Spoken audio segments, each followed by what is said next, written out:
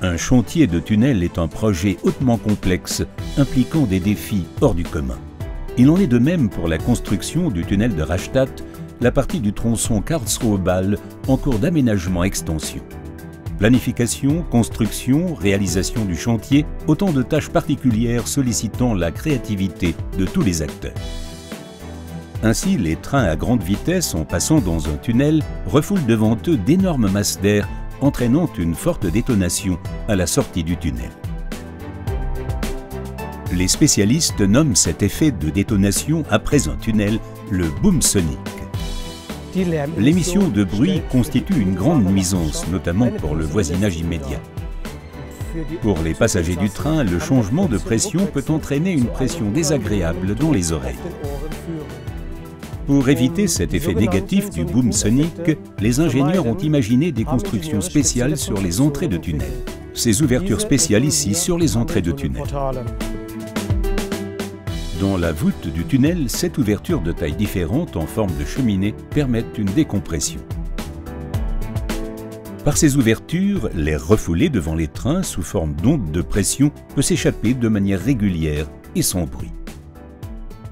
Cette technologie innovante a été appliquée pour la première fois dans le grand projet Karlsruhe-Bâle sur le tunnel du Katzenberg.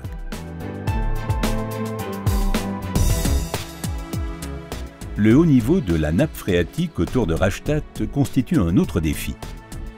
Ainsi, il a fallu excaver sous l'eau pour la réalisation de loges en construction ouverte près d'Ottikheim et Niederbühl. La semelle ancrée d'1 mètre d'épaisseur a été dimensionnée pour faire face à la pression de la nappe et bétonnée sous l'eau selon un procédé technique. Pour ces travaux, jusqu'à 20 plongeurs industriels sont intervenus. Les travaux en immersion comptent parmi les activités les plus exigeantes sur un chantier.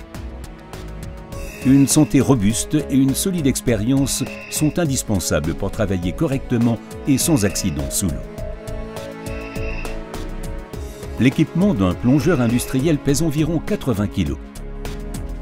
Les plongeurs sont constamment reliés aux collègues sur le ponton via des tuyaux d'oxygène et des lignes de communication.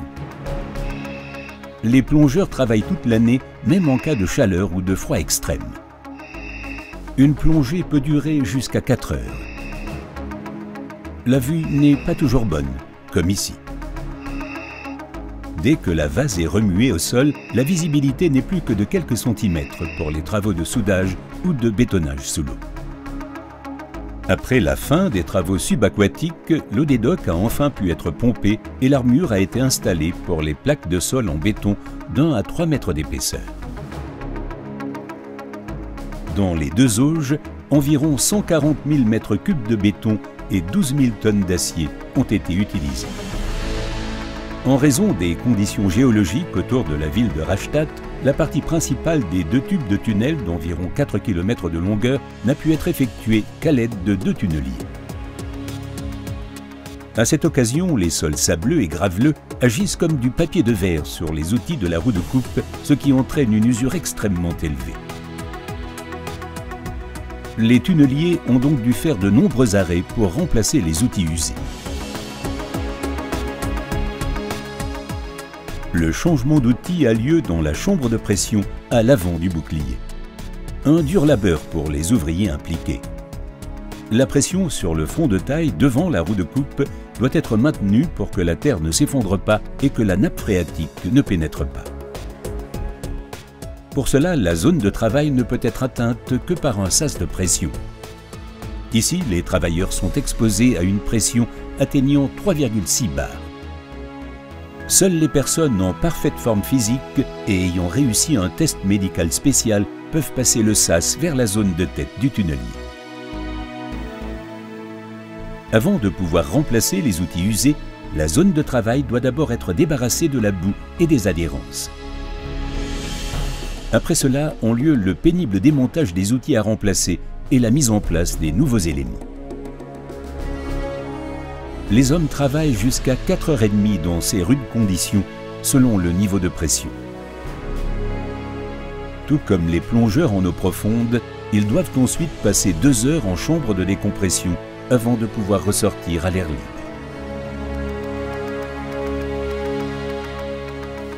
Malgré les préparatifs méticuleux et les examens du sol, le vieux dicton des mineurs vaut aussi pour Rastatt. Au-delà de la pioche, tout est sombre. Le 12 août 2017 est arrivé ce qui ne devait pas arriver. Un incident dans le tube Est, à peine 60 mètres avant la percée dans la zone du tunnelier Wilhelmine. Des éléments de cuvelage se sont déplacés au niveau de la ligne de la vallée du Rhin, située au-dessus. Les systèmes de sécurité ont donné l'alerte, permettant une réaction rapide. Personne n'a été touché. La ligne de la vallée du Rhin a été fermée. Suite à l'incident, les voies se sont affaissées. Le trafic passager et marchandises est resté à l'arrêt.